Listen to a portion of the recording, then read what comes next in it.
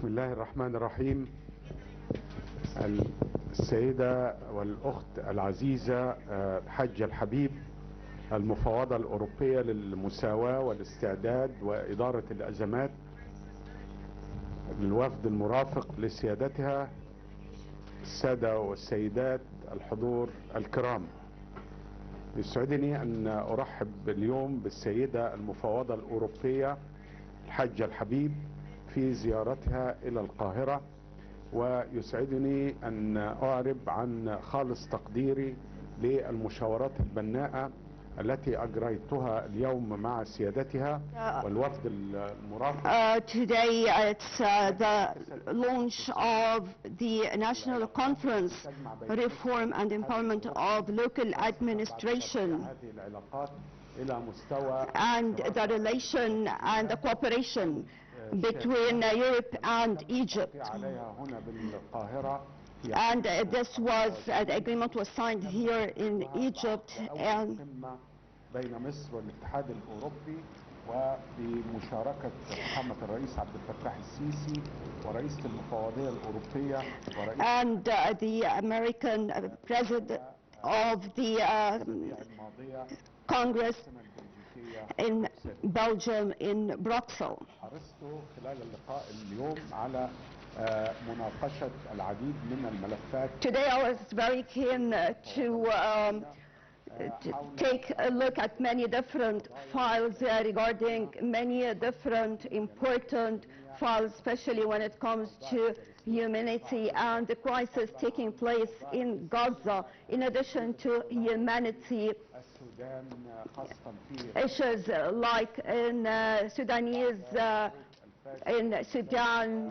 and after all the atrocities held in Sudan, especially in Darfur. Also, we talked about different human issues, especially what is happening in Syria and other places taking place in the Arab region and in the African continent.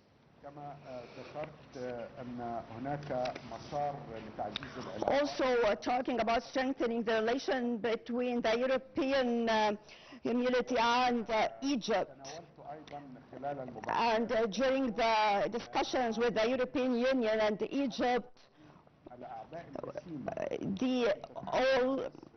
the obstacles and challenges Egypt is challenging us here in the region, especially the illegal immigration, one of the main challenges between both sides. And also I talked about the idea that Egypt adopted the fact that we have to deal with this phenomena from different perspectives and to make sure that we are taking care of such challenges and crises taking place here.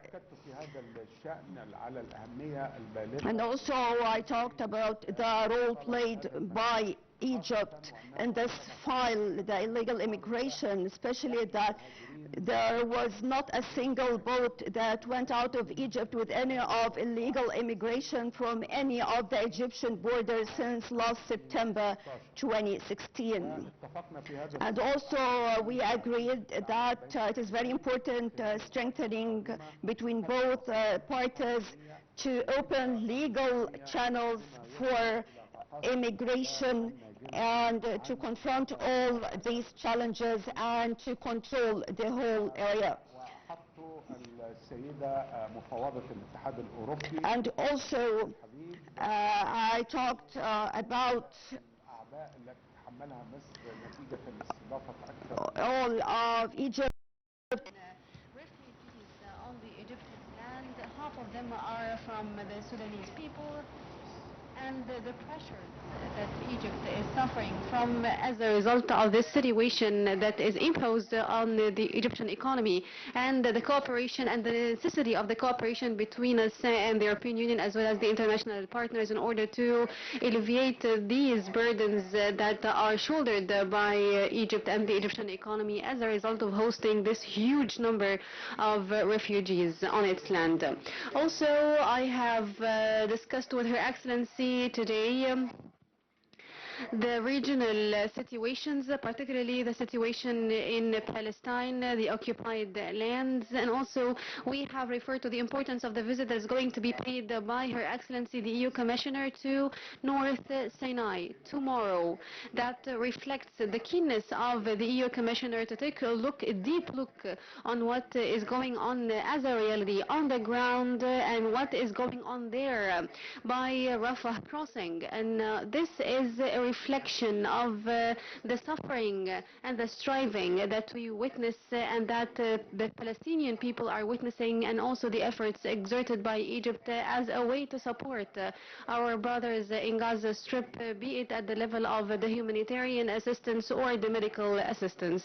As you all know, Egypt has provided more than 70% of the aids, humanitarian aids that have been delivered to Gaza Strip since the launch of this war against Gaza on the 23rd of October, alongside with the medical care that has been provided to a huge number of patients and those who were injured during this war on the Egyptian land.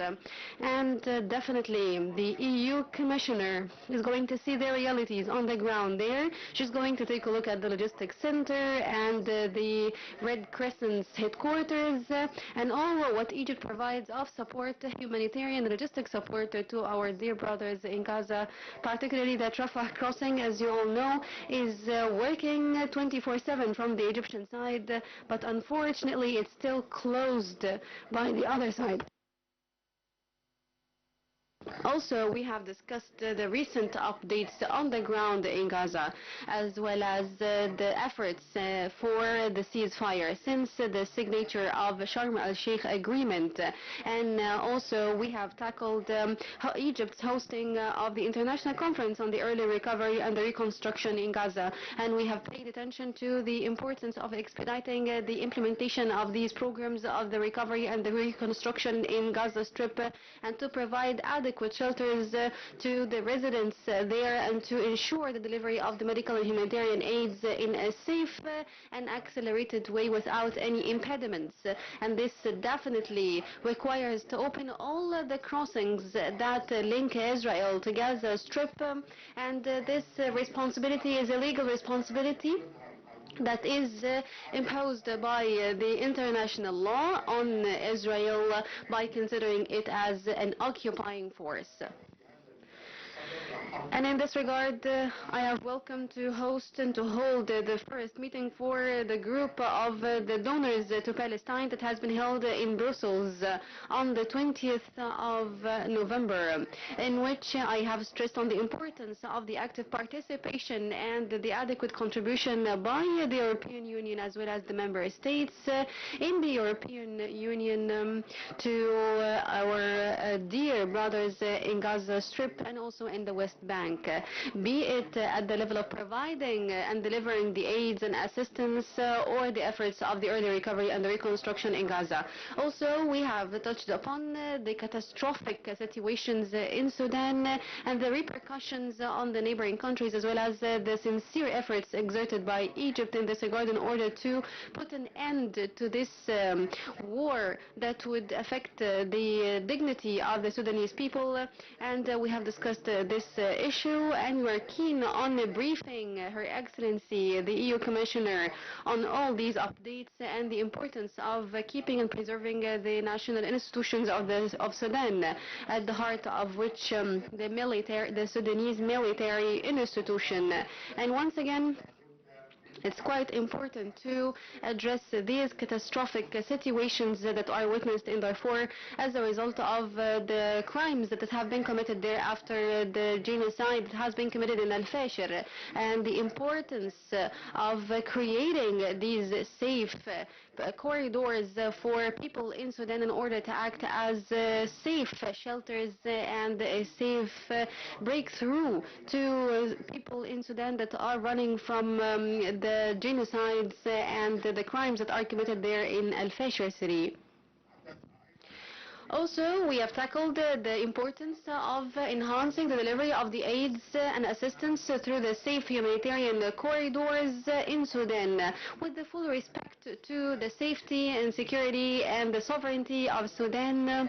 And also we have condemned these atrocities that have been committed in Al-Fashir. And here I would like to refer to the attention paid by Her Excellency Ms. Hadja Lahbib on the updates of the Sudanese crisis, and this has been reflected in the data that Her Excellency has tackled, the last of which the European countries statement that has condemned the violations of Al-Fashir. Also, we have touched upon a number of humanitarian crises that are witnessed in the region, particularly the situation in Syria, Lebanon, and the situation and the crises that the whole African continent is undergoing. Once again, we would like to welcome Her Excellency, the EU Commissioner, and we've agreed at the end of the discussions on the continuity of this cooperation and coordination and the periodic discussions between both parties at different levels. Once again, welcome Ms. Hadja Lahbib, the EU Commissioner, and the floor is yours, madam. The floor is yours.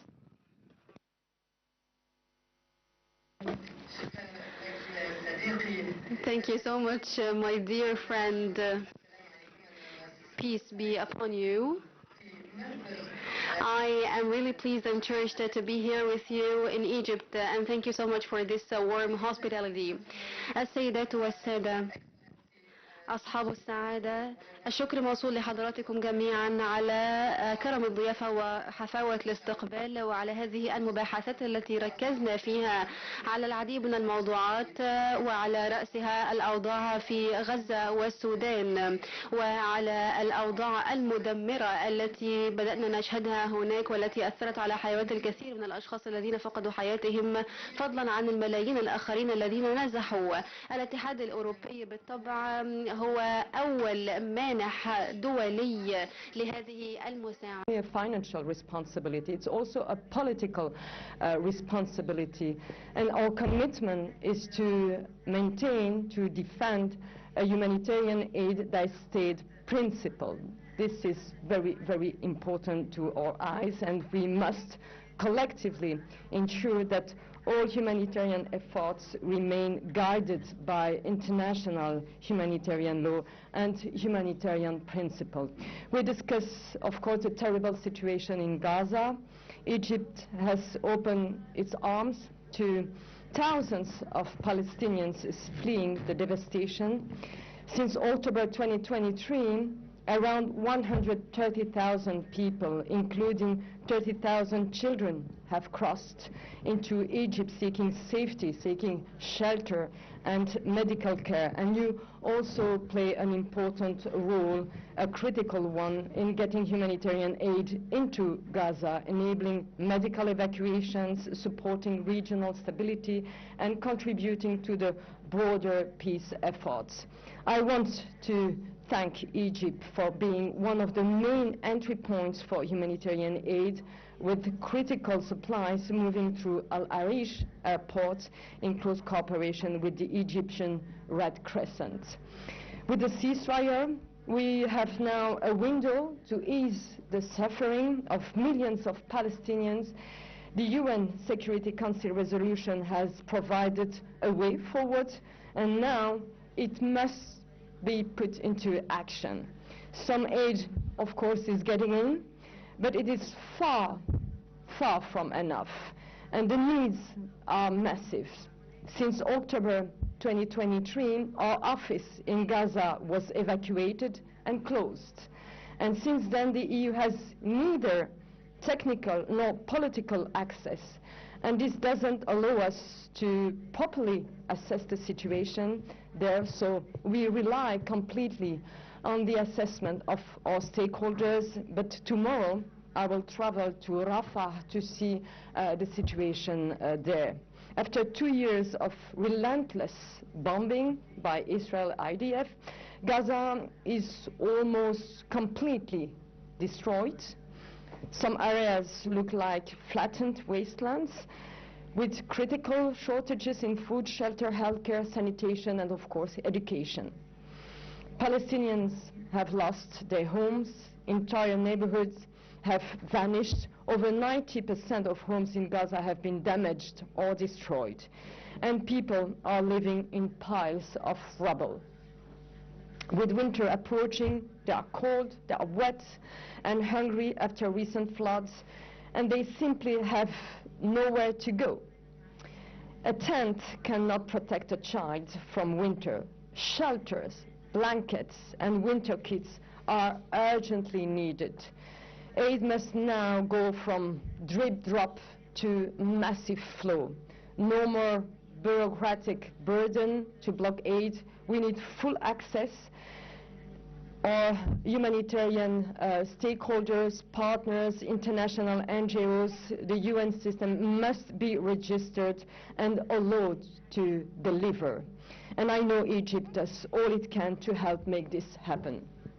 We also discussed Sudan, the worst humanitarian crisis, although it's a forgotten crisis, unfortunately. More than half of the people need life-saving aid. Famine is now confirmed in North Darfur and South Kordofan. We have all seen the horrific images from El Fasher, where civilians hunted down and massacred by the rapid support forces. This is not military operation, this is criminal.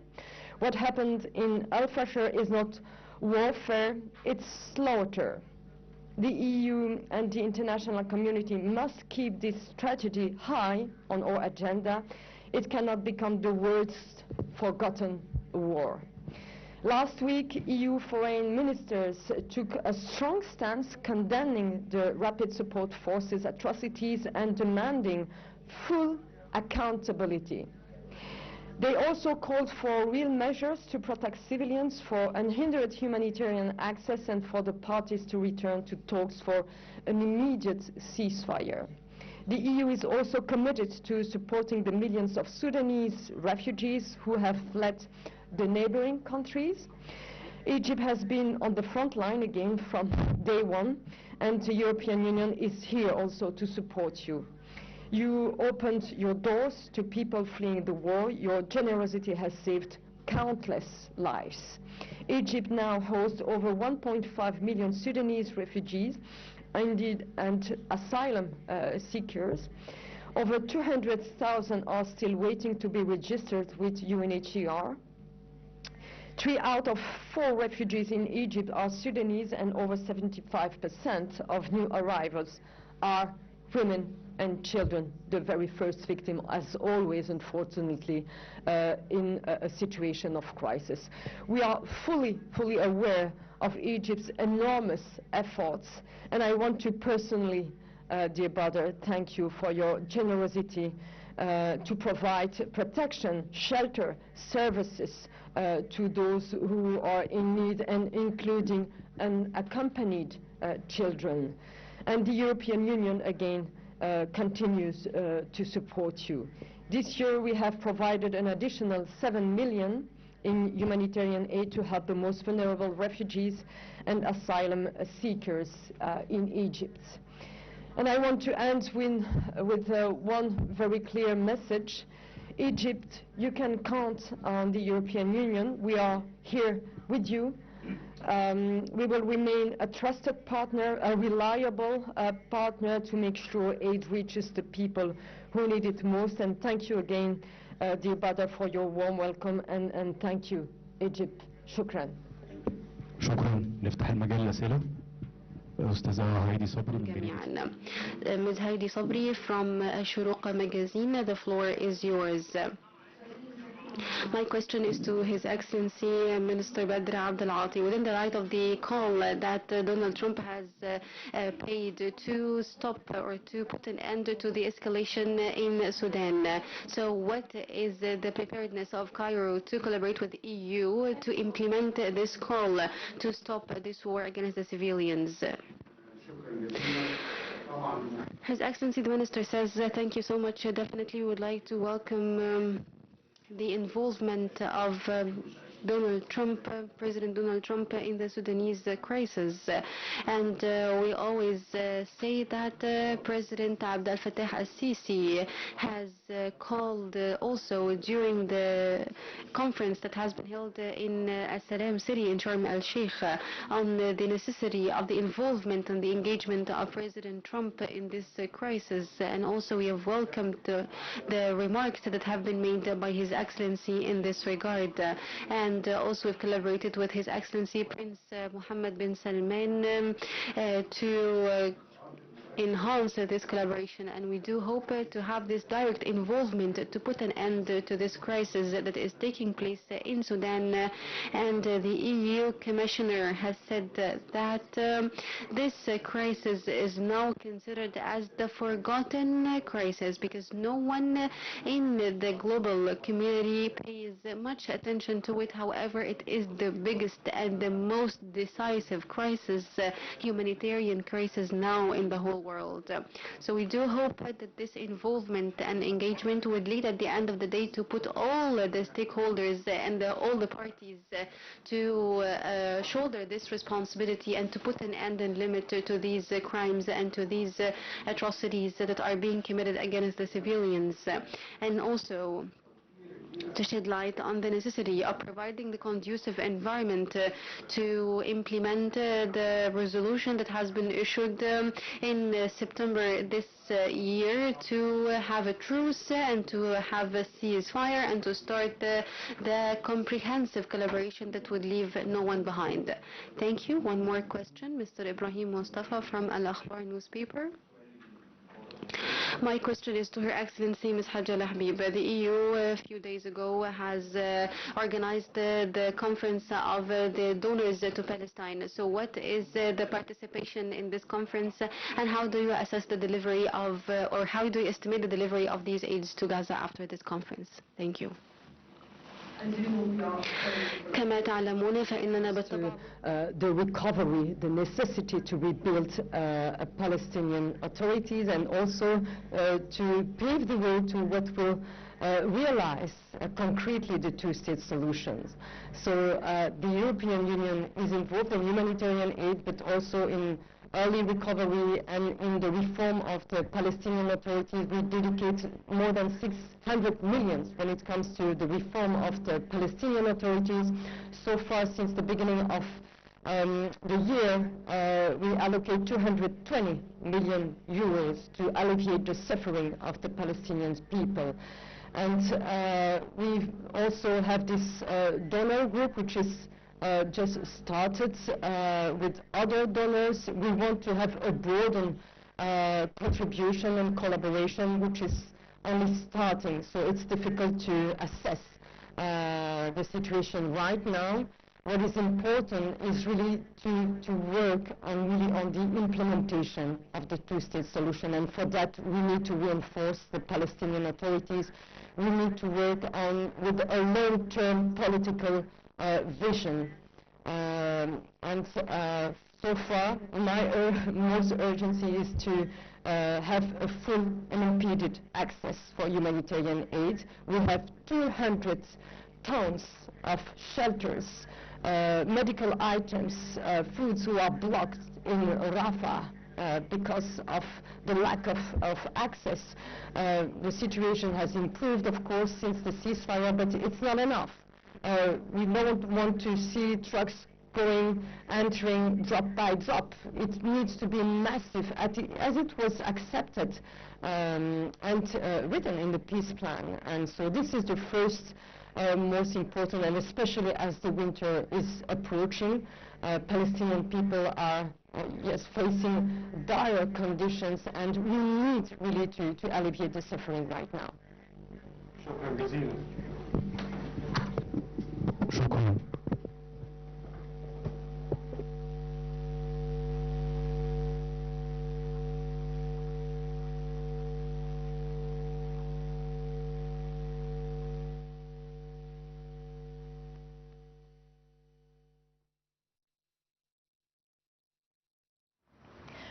Welcome back. That was a press conference gathering, of course, Badr AbdelAtty, the Egyptian Minister of Foreign Affairs, and the EU Commissioner for Equality, Preparedness and Crisis Management, Mrs. Hadja Lahbib, discussing many different files, including Sudan and the illegal immigration and the humanitarian aid and the current situation in Gaza. Well, just to continue with our breakfast show for today, and we were talking about Egypt's role in the region and Egypt's external relations when it comes to different challenges